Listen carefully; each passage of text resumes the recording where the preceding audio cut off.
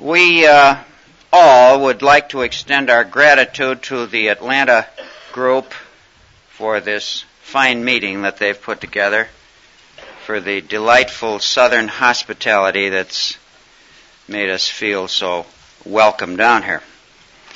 My name is Jim West. I'm from Chicago. In Chicago, there's been quite a bit of resistance to AA. I want to cite just one example. However, it is going okay.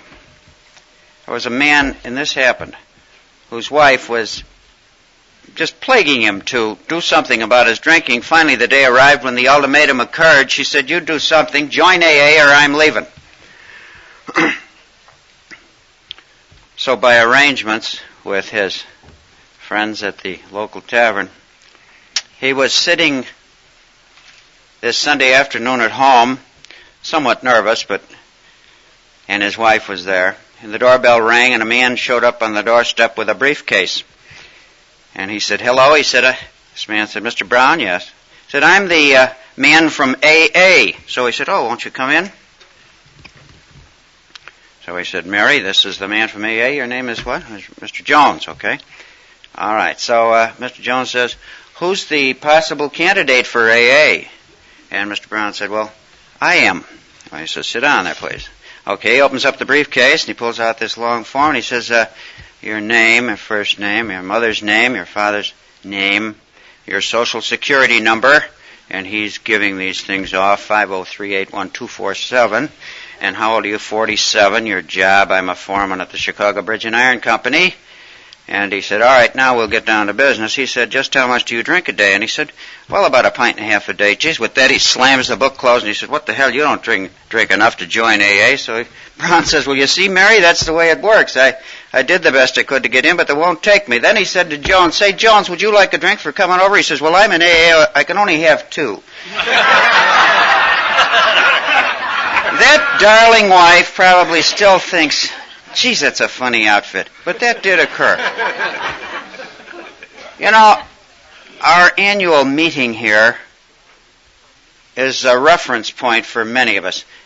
These things occur in me. These thoughts occur in me. They are part of me, and I'm sure that I share them with you, although we don't verbalize them. This meeting is a reference point for us. It occurs annually. When I'm here, well, let's say this. When I go to an AA meeting, I feel at home. When I come to this meeting, I feel more at home. I suppose it's because I have the added dimension of being a doctor and an AA. Here we learn, well, about this group. It has a certain spirit. A certain thing lives within it, a personality. I suppose Dr. Hawkins and the psychiatrist would call it a dynamic. But anyway, it's part of my life. Then, too, we learn new and scientific things. Then we go home, and while we are busy doing these scientific and therapeutic things to people, God is getting them sober and keeping them sober, also keeping the therapist sober. I suppose our most effective and attractive therapeutic tool is our example. I would like to introduce our speaker for the evening, Mr. Tom P.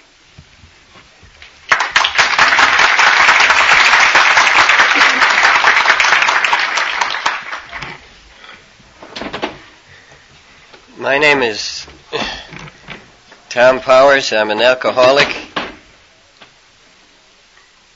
Very glad to be here.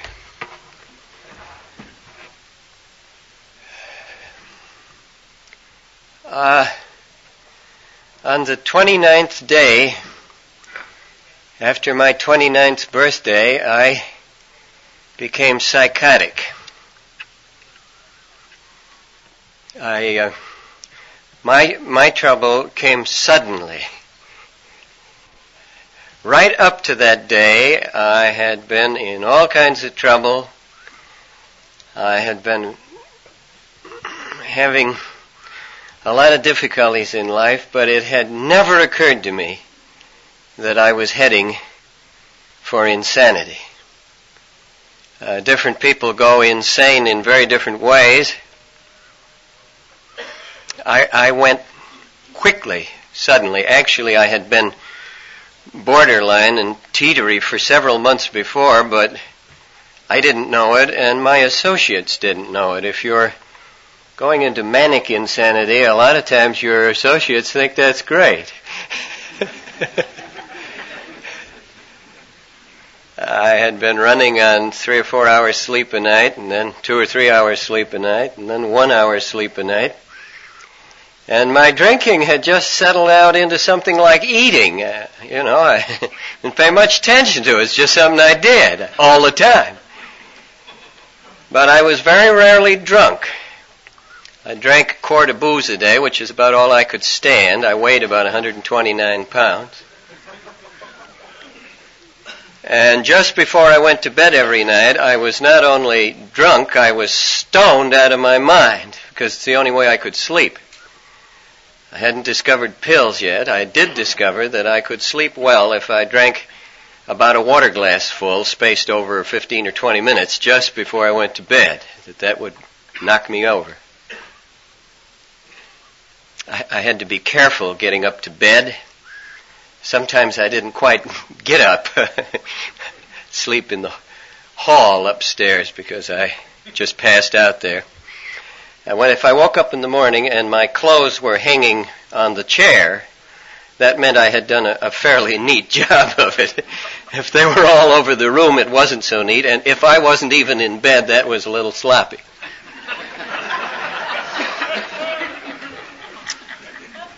But I have a friend who says it's awful what you can get used to.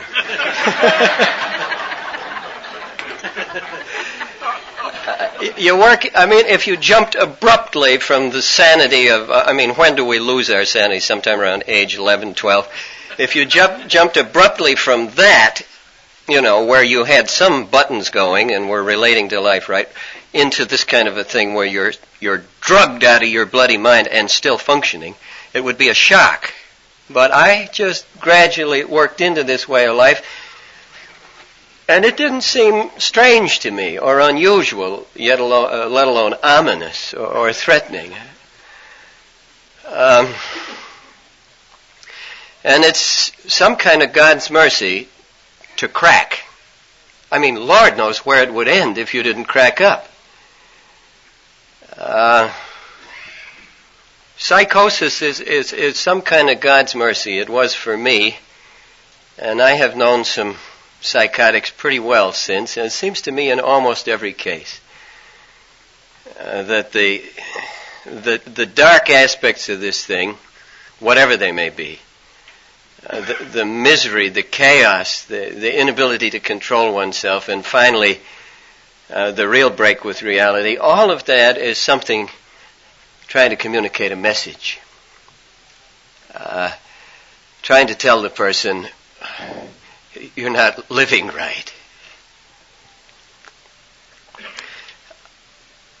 A little while ago, I got talking to Dr. Maurer at the University of Illinois, who's a pretty smart guy.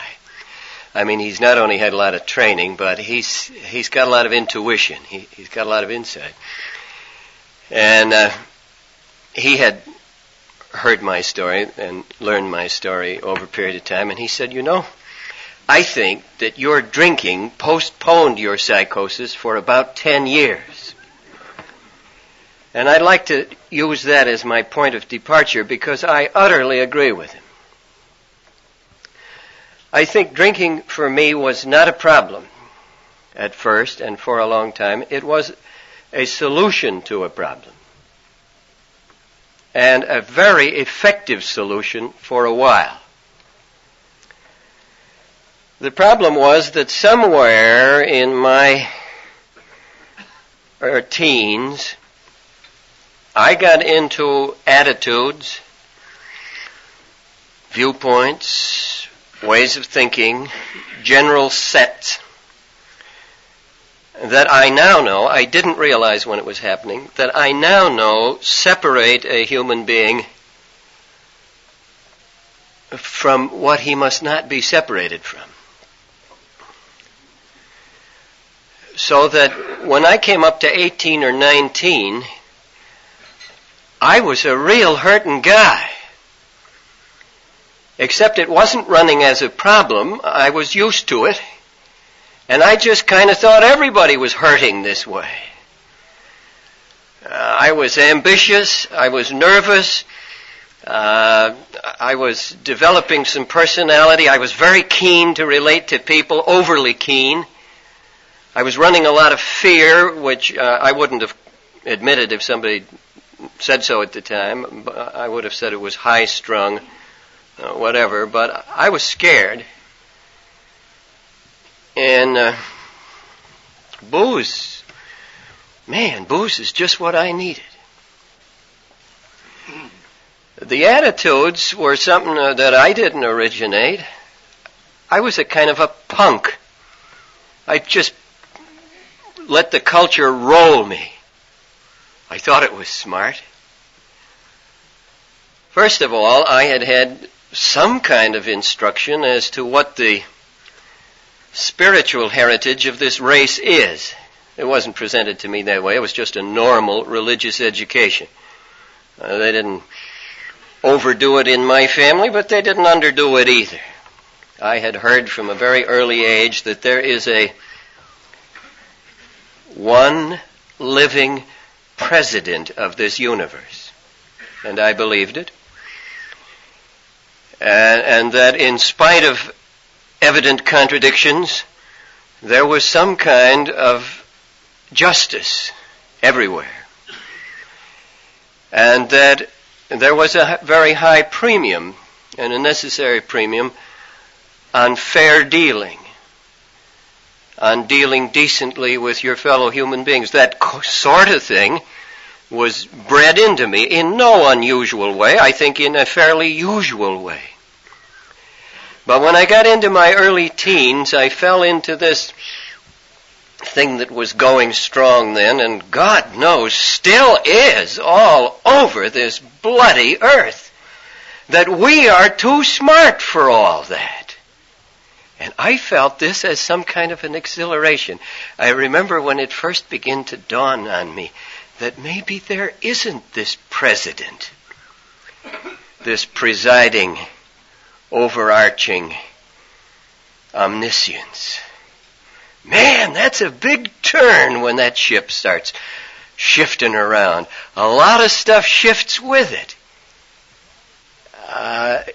One of the things that shocks me in this life is the burden which this president, which I have come back to believe in, permits to fall upon very tender human beings. The challenges of ages 4 and 5 with returning sanity are very clear to me now. I remember my own life in a way I never could when I was 30 years old. One of the things of returning sanity is just like clouds coming off your memory banks. Not only the events and the pictures, but the smells and the feelings come. I remember when I first stole. I remember when I first took money that wasn't my own. You think that's a small thing. It was a big thing. I remember the thrill that went with it. I remember when they came and challenged me. And I said, no, I didn't take it. And when they followed through on it, they checked the 2 candy stores where I might have spent it. And what I did was walk beyond the first one to the far one. And they checked the first one. Coudert, who said, no, he wasn't here. And I thought, oh, are they going to check the second one? And they didn't. I remember my initiation into deceit. I remember how exciting it was. I got away with it. I thought how stupid they are. And how smart I am. I didn't realize there might be some other characters that would check the second one later on. But the big changes for me came in my teens when I abandoned my spiritual heritage. I abandoned the deep things about it. What men argue about in religion are not the deep things. They argue about the superficiality. You know, the whole Western church split over a superficiality. They can hardly remember what it is. Cardinal Humbert marched up the steps in Sancta Sophia and threw the document down, and it wasn't about these deep things. It was about some legality or something. Underneath all the things men have ever differed about in this area or quarreled about, there are some massive things that makes a huge difference in a human life, whether you have connections in this area or not. If there be such a president, and one is not relating to it, this makes a big difference. It began to make a difference to me. Over 3 or 4 years, I became an atheist. It felt good. It felt right. It felt advanced. It felt modern.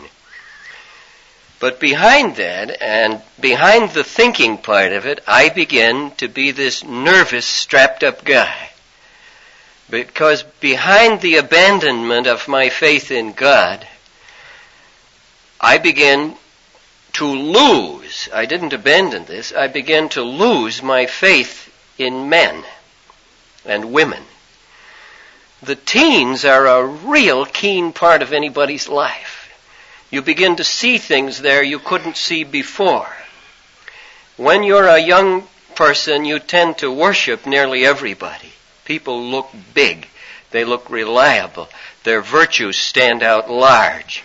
Your mother and father are in loco Dei. They are in place of God to you. In the teens, the feet of clay begin to show.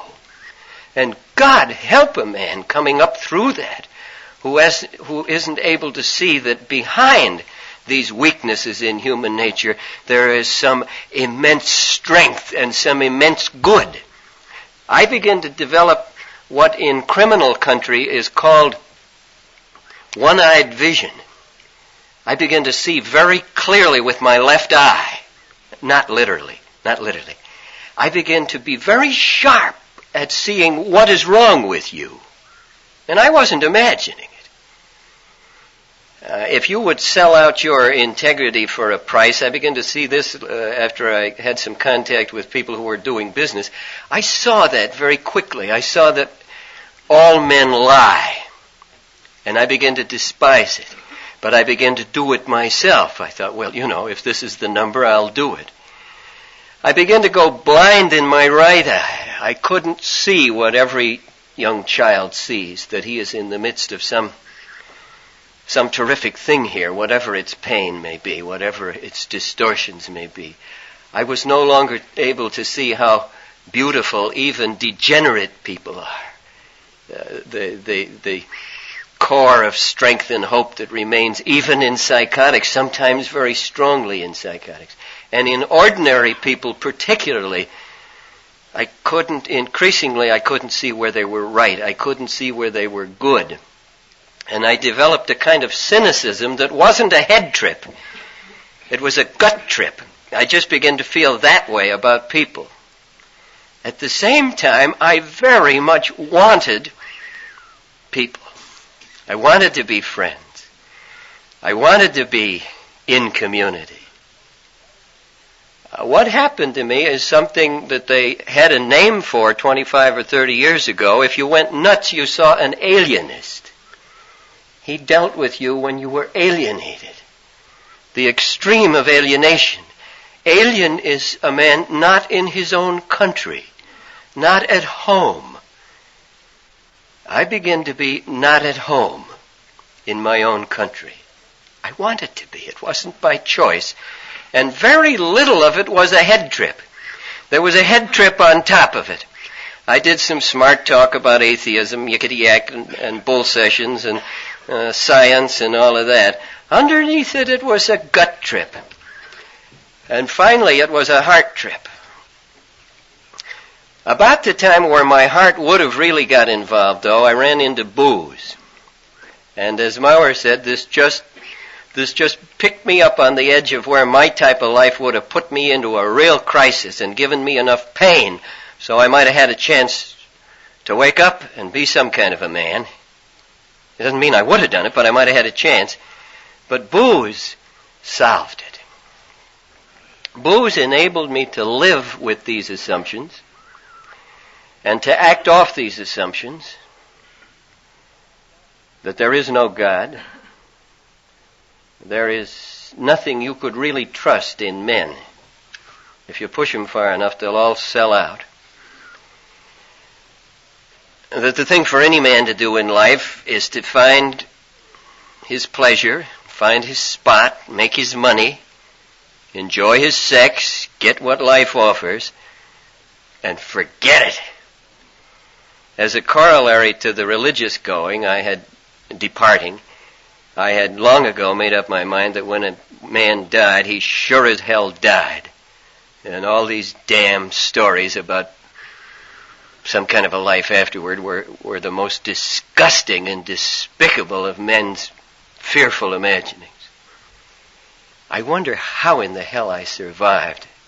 And it was booze that enabled me to do so. It took me 2 or 3 years to learn how to drink. This is all hindsight. I didn't know this was going on. I just thought I was a sharp guy, that I was a quick man with words, and they paid money for that. And booze was very good. It took me a couple of years to learn how to take it. You know, you have to study this art. And I had a lot of physical rebellion at first. I used to throw up and puke a lot. And then, even after I kind of learned how to drink, I did a lot of tin horn drinking just to whoop and shout and have a good time, nothing serious. But very gradually, it came to me that this was my peace. This was my strength. This was my comfort. This was my refuge. And these are names for God. This is where a man goes if he really knows what is refuge in life. Booze is an easy thing to idolize because it produces. You don't have to work. You don't have to discipline yourself. You don't have to beat your head on the floor in prayer. You don't have to go through all these motions and struggle with a lot of damned hypocrisy and separate that out and find out what's real and what isn't real in religion. You just take a shot and, man, you got peace.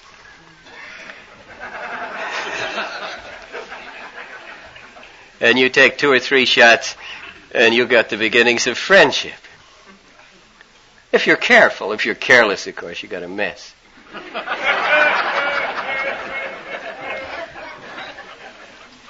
But again, I didn't think it out. I just slipped into it. And I must have had not overt anxiety, but a load of it sitting right down under the threshold of awareness in my late teens. But before it ever came up and got a grab on me, I was going on this alcohol number.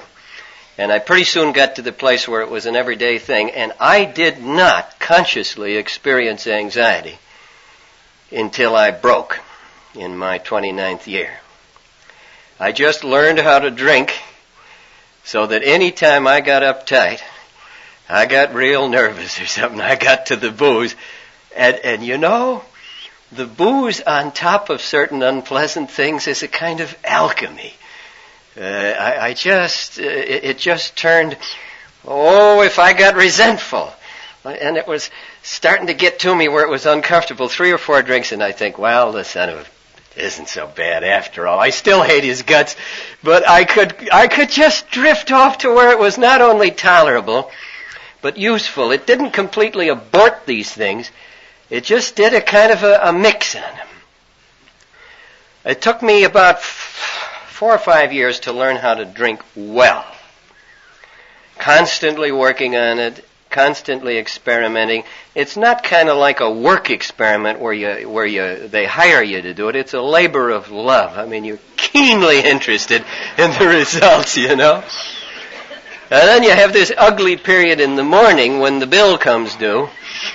And that's a kind of a challenge, how to deal with it. You know, I laid in a stock of various things for the eyes, murine, because I couldn't show up at the office looking too bad. Everybody looked like hell. You just shouldn't look too bad.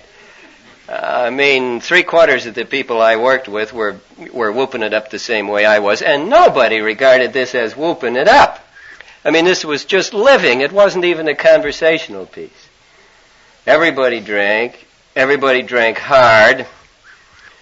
Oh, there was some talk about it, but not as an unusual thing.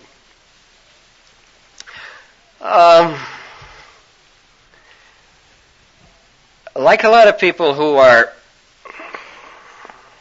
dying or dead spiritually, a lot of people in whom the deep spring is damped down, I had a great need for assurance from the outside. Now, the best kind of assurance from the outside I ever did find, and I haven't changed my opinion, is money. I needed money, not just to pay the bills, but to get this image going and keep it going. You know, it needed certain little trimmings. The lapels had to be just right. I began to get into that little number. And to run with the rest of the crowd doing this thing, money became big for me. I had no genius for theft. My early attempts to steal were amateurish, and I never became a good thief.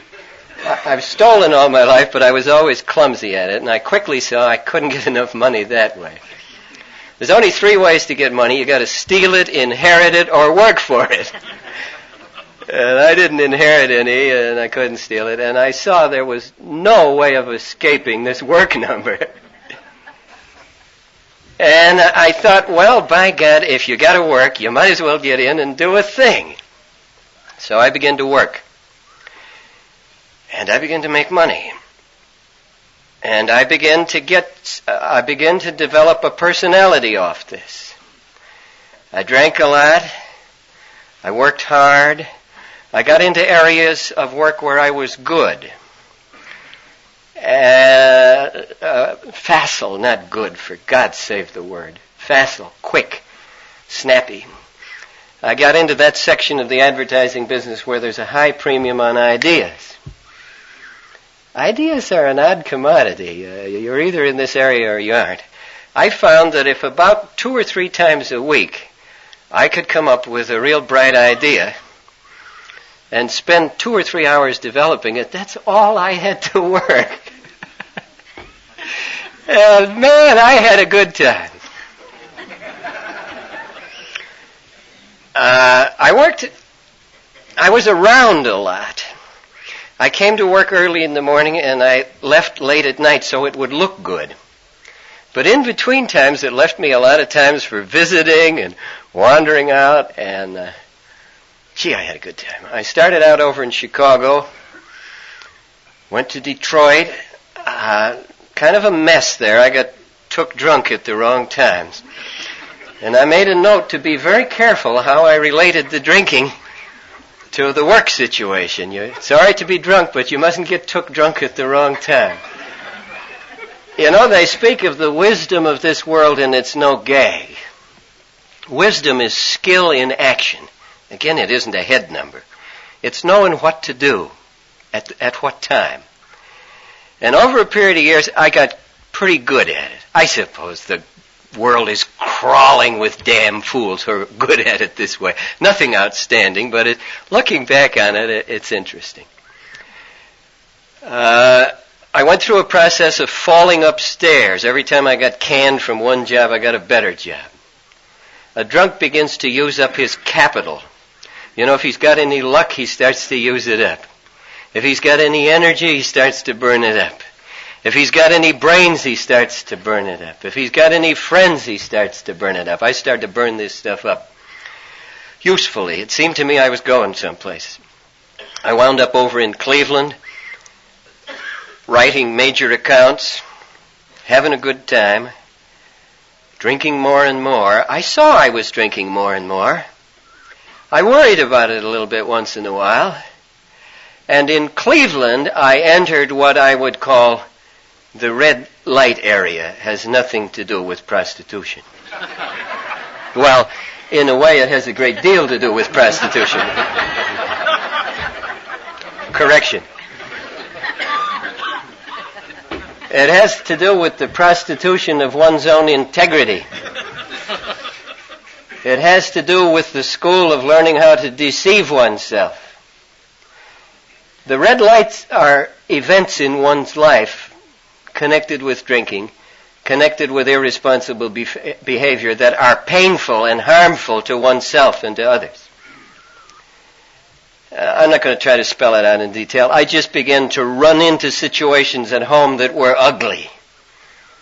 I began to see that a great part of my married life, any kind of a married life, is a kind of a beautiful thing, you know? All shot through with ugliness if you're not careful. It began to have very ugly spots in it. My wife and I drank together. We got drunker than fools together. We began to get into a lot of shrieking and shouting matches. And you know what defense is, early defense against a lot of this stuff is? The funny number. You know, we began to laugh about it. We got thrown out of a couple of apartments for shrieking and yelling at each other. And I'd wake up the next morning and I think, gee, I remember we had a hell of a fight last night, but what was it about?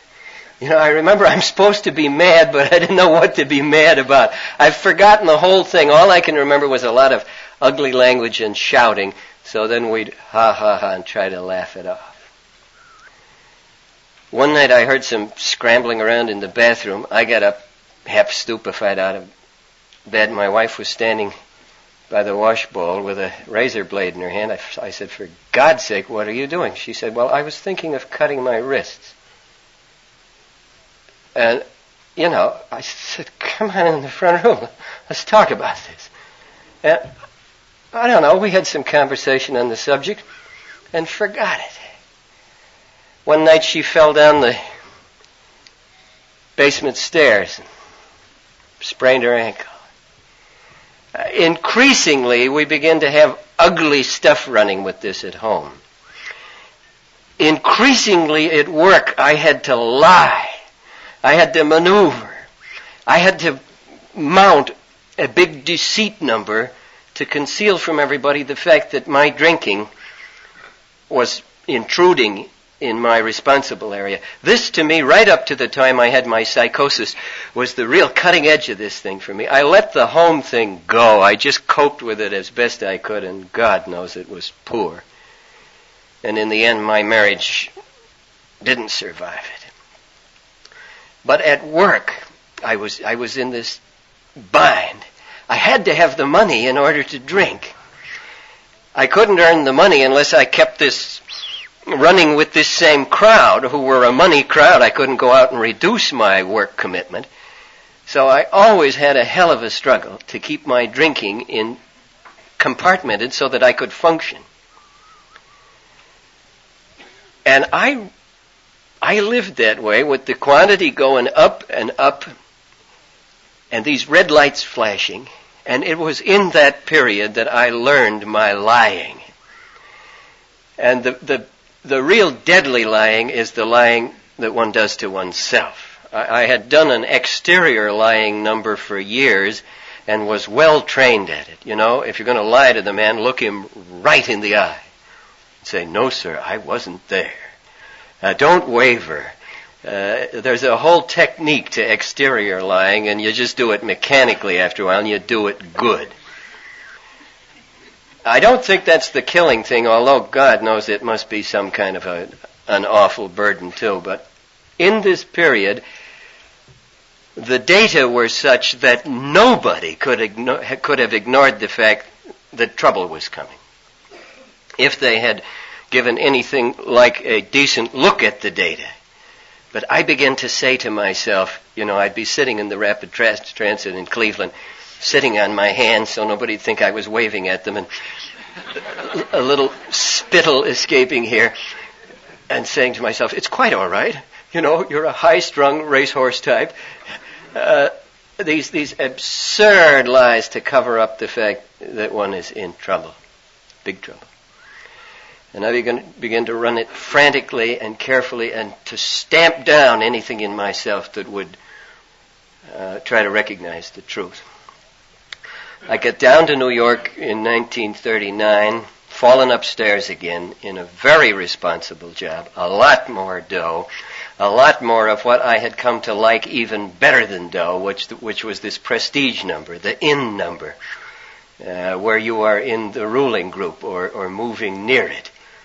I got into that in 6 months by accident. And man, I suddenly began to fly high. And it was psychosis, and I didn't know it. I was drinking about a quart of booze a day. I liked my work, not just the money. And I began to work as I had never worked in my life. And I began to run something along with the booze I had not run before. I was able to think very well during the day and work very hard. And the booze just began to be for me something I took quite a lot of before I ate so I could eat. And then I would take some in the middle of the afternoon, 3 or 4 or 5 or 6 belts so I wouldn't get too high. And then in the evening I would take quite a bit more so that I would just level off so I could work through the evening. And then at night I would dose myself out of my mind so that I could get some sleep. And I ran that way from early in the year 1940, up into May and June. And in late June, I realized I was not in a normal state. I didn't talk much about it. I could almost get no sleep, even with heavy boozing. I was able to function at a rate I have never been able to function with since, and believe me, I've done some fancy sketching with the functioning later off amphetamines and stuff. But this manic state was something. It's very attractive. It's hideously dangerous. And in July of 1940, one afternoon, wham! I went right out the top into a manic shock. And that same day was taken to the bug house.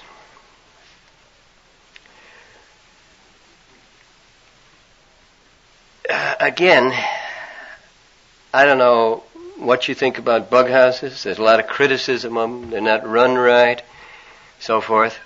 But the bug house was just where I belonged. And it did something wonderfully good for me. I realized for the first time in my adult life that I was in big trouble. And it was enormously good for me. There is a kind of thing in alcoholism, there are shock episodes in the alcoholism of anybody I've ever seen. The patterns vary, but this was the first of this kind of shock episodes for me. I was taken up to the Hartford retreat. They got one look at me. They listened to me for a while. They gave me a big squirt of something, hyoscine, I guess, in those days. And they let me go. And when I came to the next day, I was right in with the loonies. Good experiences, intense good experiences in life tend to wake a man up. Intense bad experiences will do the same thing. I remember when they were leading me in there, something said to me, this is quite all right. This is all right. And that was not the voice of my idiocy. That was this little bird of truth which I wouldn't listen to chirping. When this disease begins to catch up with you, that's good. Whatever the details are. I don't know what would have happened in that place if I had run into AA. I actually think I might have listened. I'm not sure. But this thing shook me up enough. It broke my set. All of a sudden, I'm not the smart guy off Madison Avenue with the words. I'm the guy they're leading around by the arm from the tubs, they used tubs in those days, back to the leather vest department. And I'm about 4 years old. And I'm saying, man, this is rugged. And I would be open to anything anybody would suggest to correct this. I didn't hear anything about AA in there. I didn't hear anything about anything like AA. I got some darn good psychotherapy, and I'm enormously grateful for it, because I was out in the country where it's psychotherapy or else. If you get a real loony, the answer is not AA. It's the doctor first, and never sell that short. First things first is an odd number here. And they did a beautiful job on me there. But there is wisdom within wisdom. And if you're an addict, You don't need to just get your psychosis leveled out. You need to catch hold of the thread that leads out of the kind of life that makes psychosis. And that isn't a medical number. That's something else. They did a beautiful job on me. It only took them 10 weeks. Not a lot of hydrotherapy, hoses playing on you, and all the best stuff. And I never want to gag it and sell it short. They turned me out of there as good as new. But with the returning health came back the old ideas. The thing you have to overcome is a set of records. You're carrying a regular gramophone around with you. And if you have one of these shock episodes, it wrecks your gramophone. And all you got left is your common sense. But when the health comes back, the gramophone somehow gets repaired, and these old records start to play. And mine were playing full blast when I walked out of there. I didn't tremble anymore. I look you right in the eye when I lied to you again. I'm right back in the old set. And back at the agency, they were waiting for me to return so the great brain could come back and make some more ideas. And man, I didn't have a dog's chance of recovery. I had recovered from the psychosis. The alcoholism, the addiction, the deep craving for the only thing that'll give you peace, the only thing that'll relax you. It is a spiritual craving. Normal people learn to get this stuff off spiritual life. It's why AA works. In AA I've learned to get what I was looking for in booze without paying this god-awful penalty of this hideous intoxication. I lasted about 3 weeks after I got back to work, started drinking again. Immediately, zoom, within just a few weeks, right back into the old. These patterns interest me. You can't function without patterns. You can't say, hello, how are you? Your ability to speak, these built-in mechanisms in us are blessed and gorgeous things. But when you've spent years phonying them and twisting them, that's the burden a man carries. And I went right back into these mechanics. Soon as I drank, the whole thing was going again. I was back up to a quart a day, working my fool head off, ram, trying to milk my meaning out of money, trying to milk my meaning out of some kind of big shot number in business. But this time I knew it was nuts. That's a whale of a difference. And it took on a kind of an intensity. That's the worst year I have ever spent. I knew that my number was up. I knew that my routine in life led to the bug house, and I didn't have a guess that there might be a way out. The way was lying just a year ahead on my road. I didn't know it. I hadn't heard of AA. I didn't know such a thing existed. In my wildest dreams, I never would have thought that a thing with a God number in would be of any use to me. If somebody had come giving me a Jesus Christ number, man, he wouldn't have got through Jesus. He never would have got to Christ. I'd have been out the door. I was that far. The amazing thing of this fellowship is the spiritual power. It bootlegs in past these mammoth semantic barriers. Somebody's going to talk about Jesus, let me out of here. Or God, let me out of here. But the terrific wisdom of this thing is that a guy, without anybody selling that short, a person isn't challenged in the wrong way by that here. I'm amazed at the way I got into AA. I was back in the bug house again a year later for the same business, manic depressive psychosis. I was given 12 metrazole shocks. I was conscious in 8 of them. They don't do it anymore. They were killing 15 out of 100. It was early. They were pioneering with it. But again, that had some very good effect on me. It deeply convinced me of my need for help. And off of that hospitalization, the doctor who had me in charge there knew about AA and introduced me into AA and got me going to AA. I'm still astonished that I got in, considering the amount of heavy investment prejudice I had. I was heavily invested against religion or anything like religion. I had long ago closed my accounts in this area. I had decided that it was wise and true beyond question that this stuff was bunk. This stuff was for kids and women, not for intelligent people. It might explain to you why my marriage didn't last.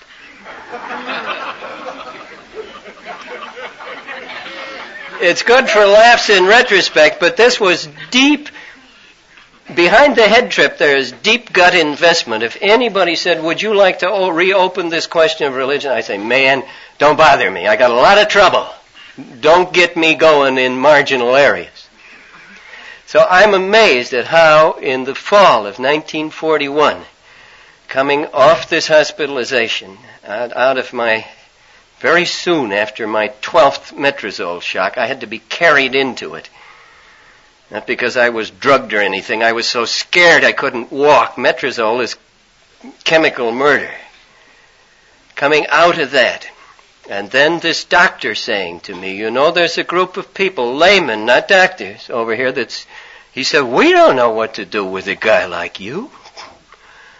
We can put you in here and probably straighten your psychosis out every year if you have to do that, but we don't know why a guy, no longer psychotic, no longer in bad physical shape, as a matter of fact, in very good physical shape, will go out of here and return by choice to what he knows is insanity and death. He said, we don't understand that. But, said he, there's a group of people over in White Plains who seem to have discovered a way of helping each other, and he began to describe this fellowship to me. And there's always some kind of a grace in the picture. No matter how screwed up you are, there's somewhere, some part of you. The trick is to find your sane part wherever you're at. And that thing in me was picking up on this. And I kept thinking, well, yeah. And then he began to say, well, now, I don't want to upset you, but there's a kind of a God angle with it. Oh. Whew. You know? Again, I'm amazed at how I got finessed through that. I don't, this guy didn't know my whole history. He just did it beautifully. He moved me right around. Said, well, go over and skip the religion. They tell me you can do that. He said, I don't even know if it's religion. And just go over and see if you can pick up enough of it so that you don't go crazy again.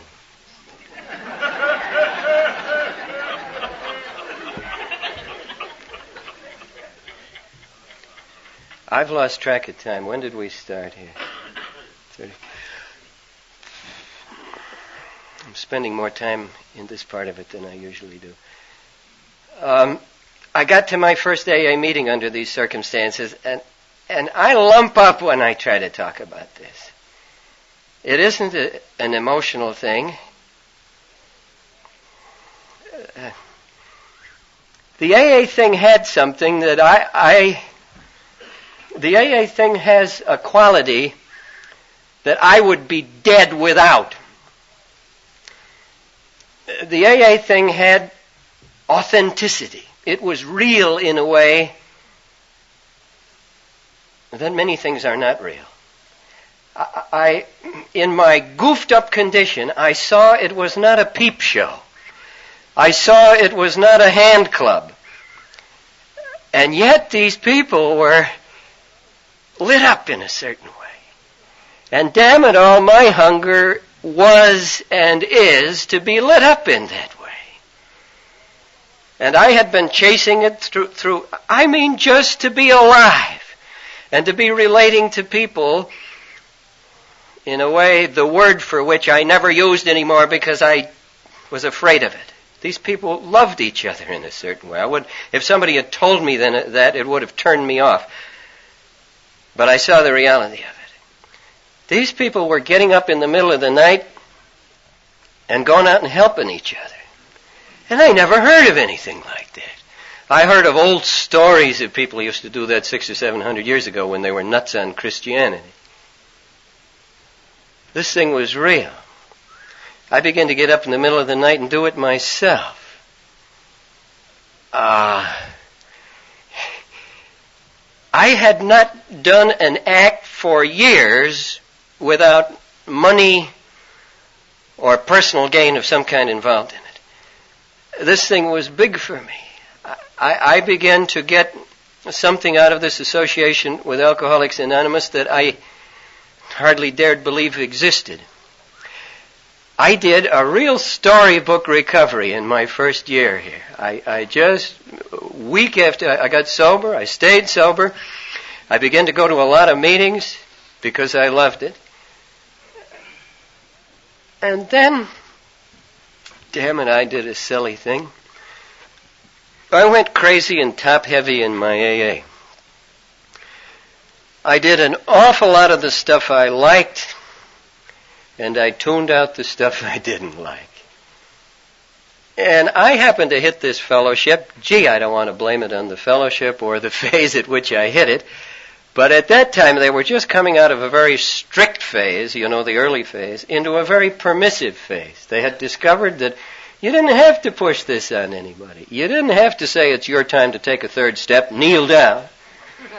You said, well, but take it any time you want to. And I ran into a thing where I was challenged for my top-heavy activity, an awful lot of 12-step, an awful lot of meetings, no God stuff.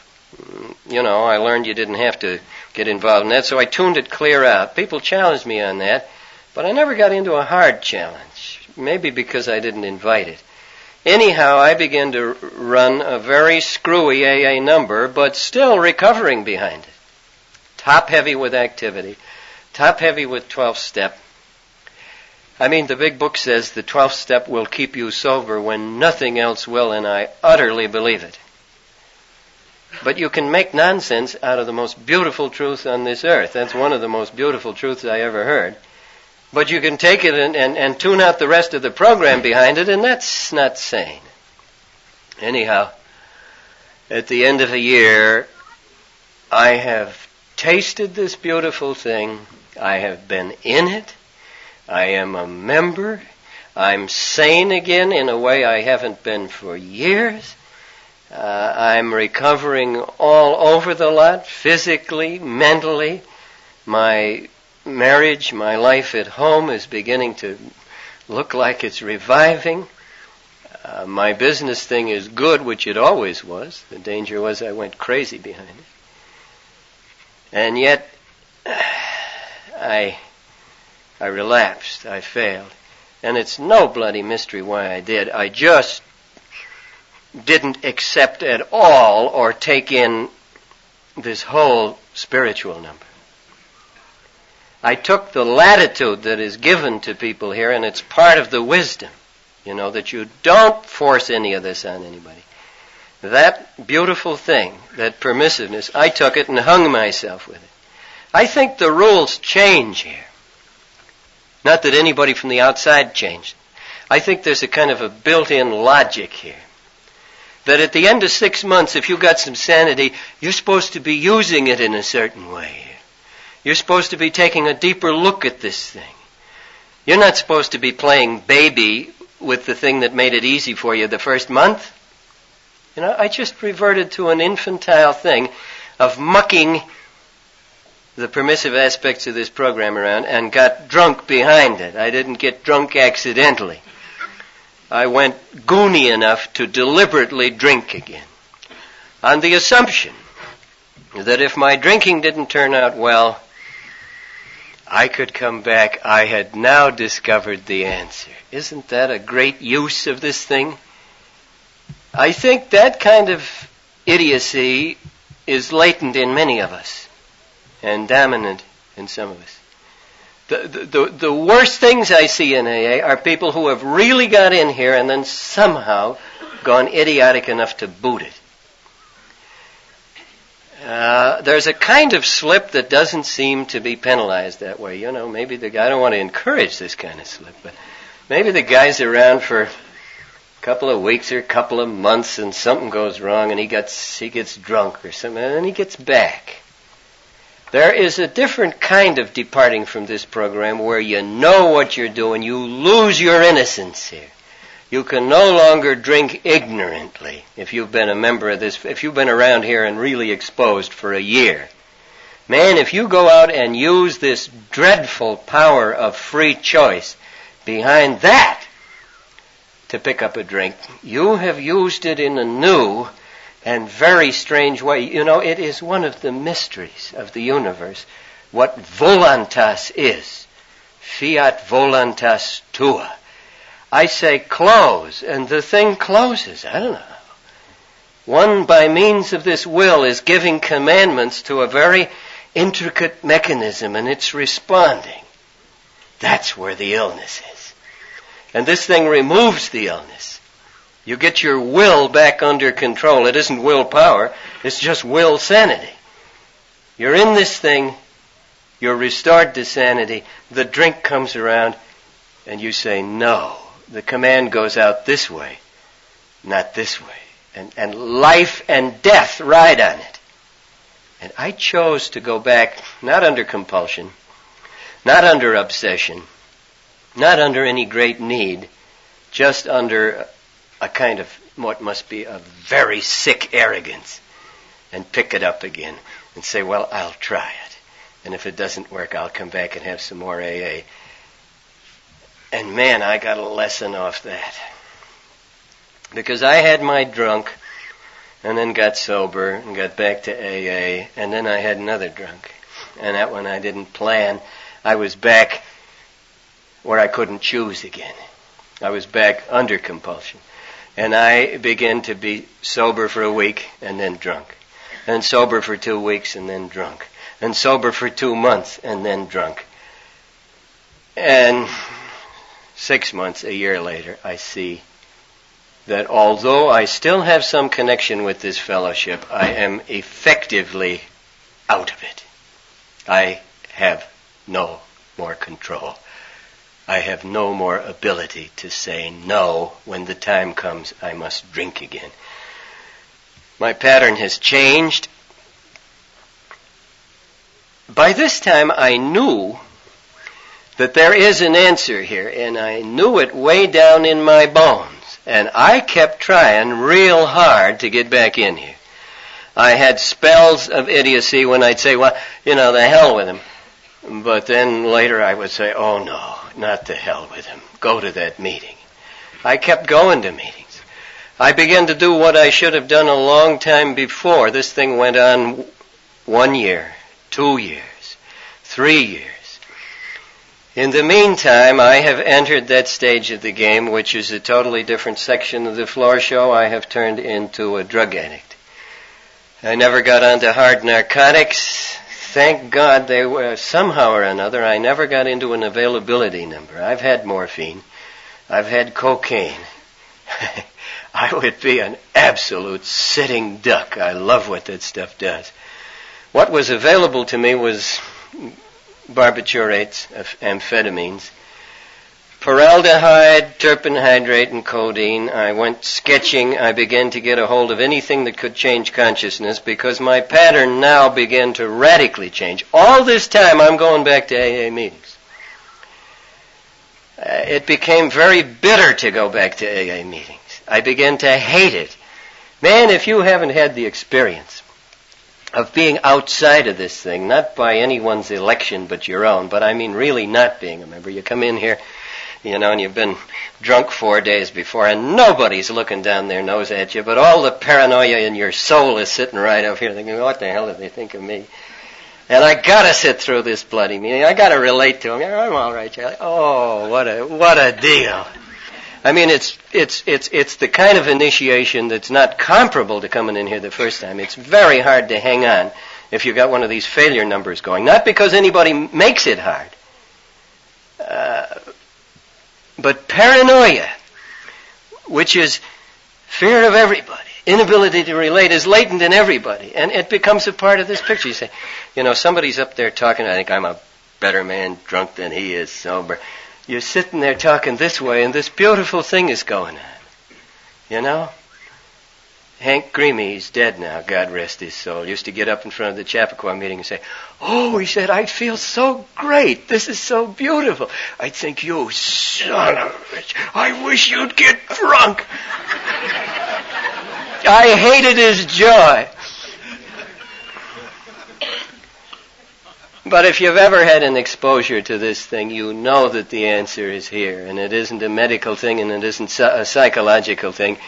It's a deep strain of spiritual sanity, of a clean thing at the heart and root of a person. And it's communicated not by tricks and not by gimmicks, but by simple benign infection. You catch it from other people that have got it, and you hardly know how. And the beautiful process is you just circulate. I circulated, but I didn't catch it again. And in my last year of acute insanity, and I ran out of money. I couldn't go to bug houses anymore. I had my insanity at home. My family fled, and I had it all alone. And I had a year or so when I didn't know whether I was in this world or some other worlds, and I want to tell you the other worlds are acutely real. I would wake up in the middle of the night and there would be 3 things standing there, and I didn't know they were in human shape. I didn't know whether they were a projection of my mind or something out of the world of the dead or what they were, but they spoke and acted and talked as real as you did. And then I'd get up and run out in the kitchen and see if there was any formaldehyde left. I lived that way. And in between times, I wrote radio shows.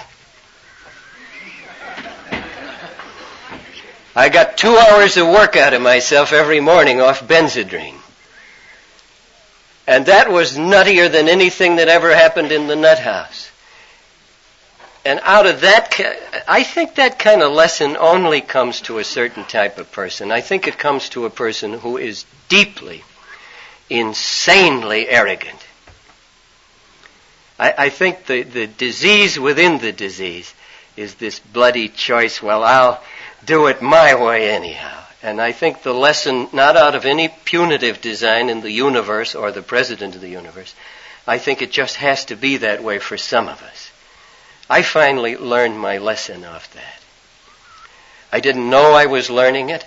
I just know that in 1946, Easter Sunday, I got taken to the hospital for the last time. I didn't know it was the last time. I had DTs for 5 days. They couldn't give me enough chloral to stop it.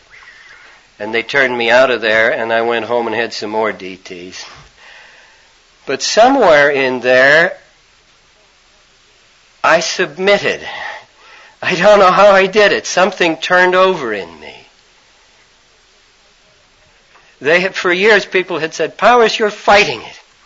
You haven't surrendered." And I used to think, what is this? Do I have to write out a statement of surrender? Do I get a sword and hand it over? How do you surrender?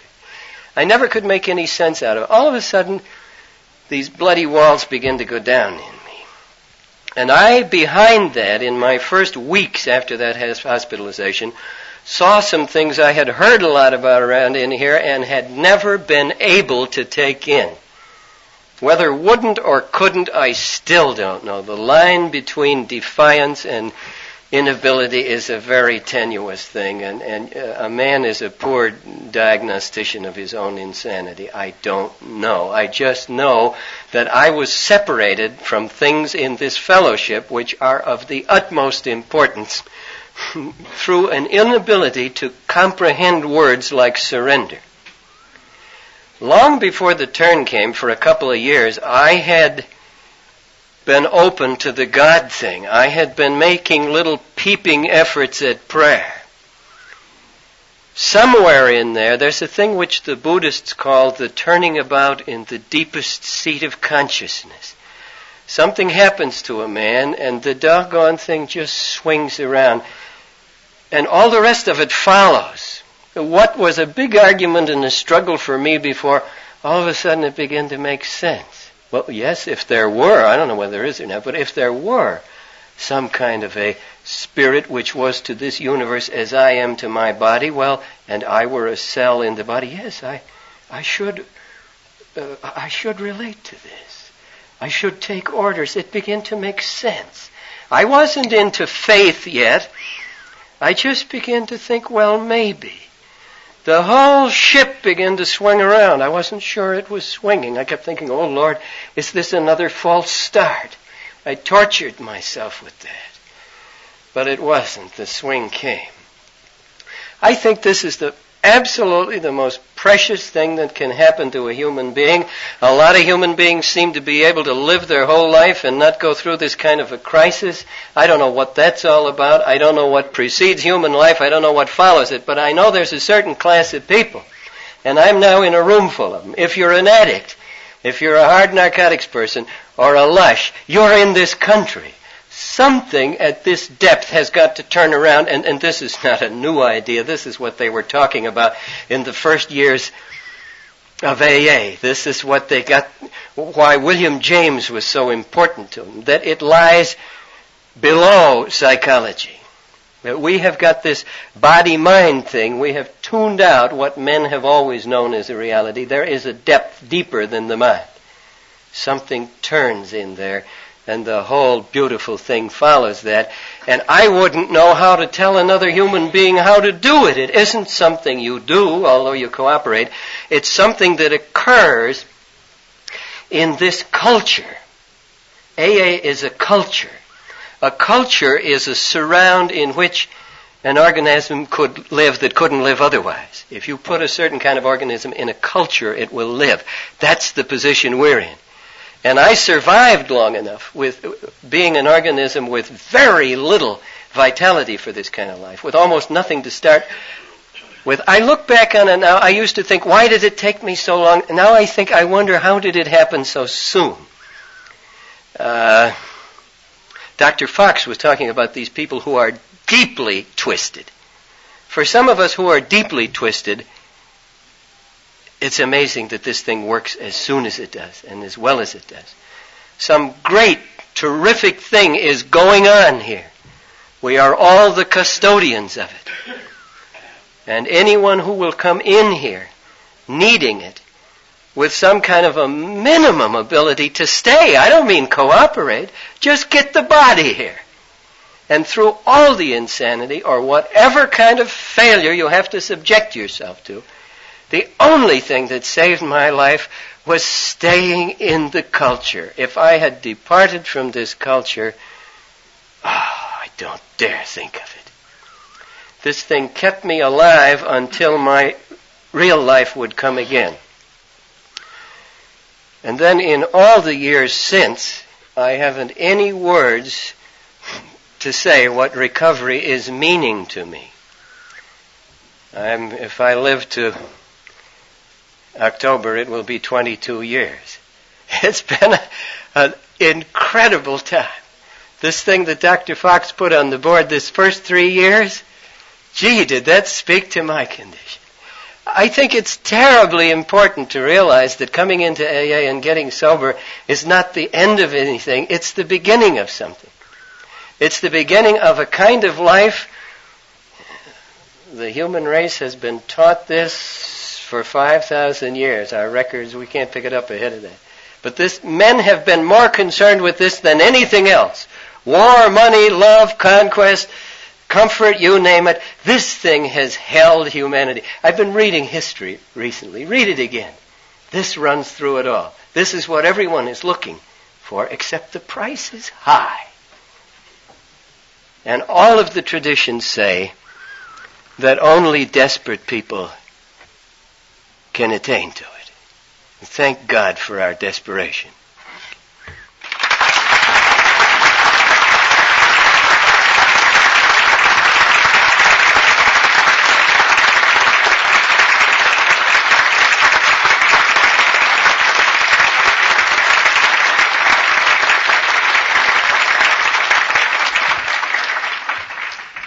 Let us close this with the Lord's Prayer. Our Father, who art in heaven, hallowed be thy name. Thy kingdom come, thy will be done, on earth as it is in heaven. Give us this day our daily bread, and forgive us our trespasses, as we forgive those who trespass against us. And lead us not into temptation, but deliver us from evil. For thine is the kingdom, and the power, and the glory,